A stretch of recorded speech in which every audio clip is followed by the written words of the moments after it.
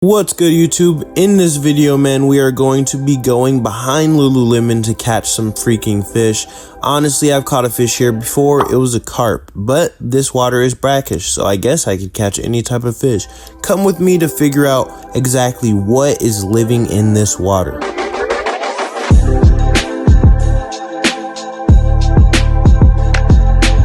I got out here pretty early, man. There was a secret trail that I didn't know about the first time because the first time I fished from a bridge, but I thought the trail would be better and a lot more quiet so I could actually get out there and film a video. So I ended up walking down there and it was actually pretty cool. It was like a mini little oasis over here.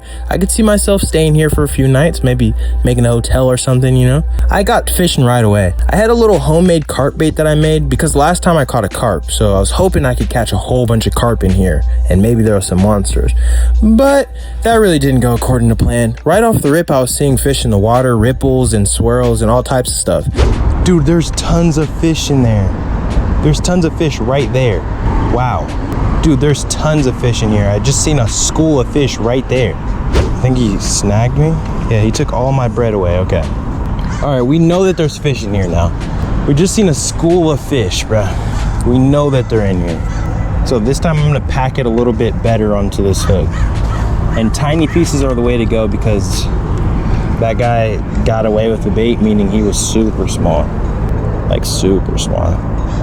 But they got up close and it looked like they were grass carp, and I don't really know that much about carp, but I did hear that grass carp don't really like bait, they like grass and stuff. That's why they're called that. So I thought I may be out of luck. At that point, I switched to a sabiki just to see if any predatory fish was in there. Maybe they would try to take a bite or something. So I threw that about 150 times, but I swear I was getting nibbled. So I threw it out there one more time off a whim, and guess what? I caught a freaking smelt. Now, this was insane to me because I thought I was fishing at a creek. I know the creek does connect to the lagoon, but the lagoon isn't really connected to the ocean but a couple times a year due to high tide.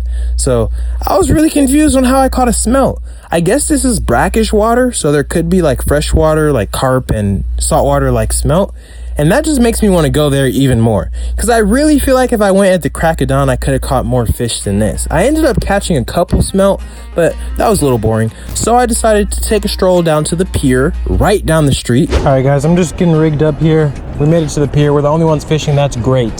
That pole I have a little bit of squid on, but I actually want to catch one of these smelt right here real quick and throw that on there as well, just in case, you know, something wants to bite on the smelt and nothing else.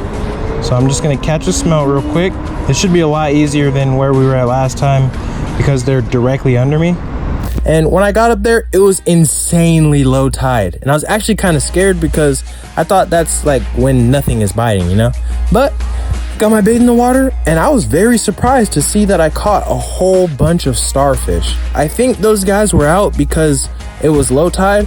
I'm not sure, but I caught tons of them. It was actually kind of getting annoying.